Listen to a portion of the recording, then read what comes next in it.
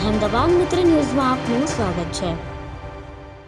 રાજકોટ શહેરમાં લક્ષ્મીનગર ઝૂંપડપટ્ટી વિસ્તારમાં મોટા પાયે ડિમોલિશન ડ્રાઈવ હાથ ધરવામાં આવતા લોકોના ટોળાઓ એકત્રિત થઈ ગયા હતા।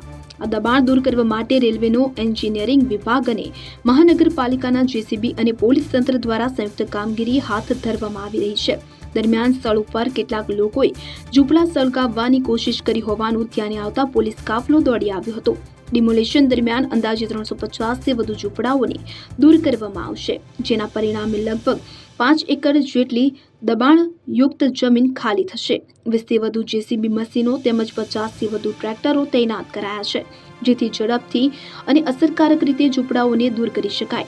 ડિમોલેશન દરમિયાન કોઈ અનિચ્છનીય ઘટના ન બને તે માટે પોલીસ તંત્ર દ્વારા કડક બંદોબસ્ત ગોઠવવામાં આવ્યો હતો। અંદાજે 400થી વધુ પોલીસ કર્મચારીઓને સ્થળ પર તૈનાત કરવામાં આવ્યા હતા।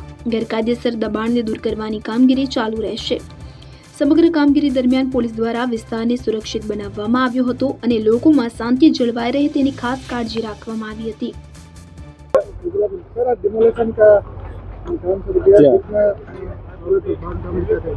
ये जो झोपड़पट्टी का चालू हुआ है, इसमें लगभग 354 झोपड़े हैं यहाँ पर, जो कि लगभग 15-20 साल के आसपास से है और इनको नोटिस दिया गया है। हम लोगों ने 2022 में भी दिया, 23 में भी दिया और अभी 25 में भी दिया है उनको नोटिस खाली करने के लिए। कितने जेसीबी और कितना स्टाफ है? अभी हमारा लगभग 250 के लगभग स्टाफ है और 7 जेसीबी है और 15 एक ट्रैक्टर है हमारे।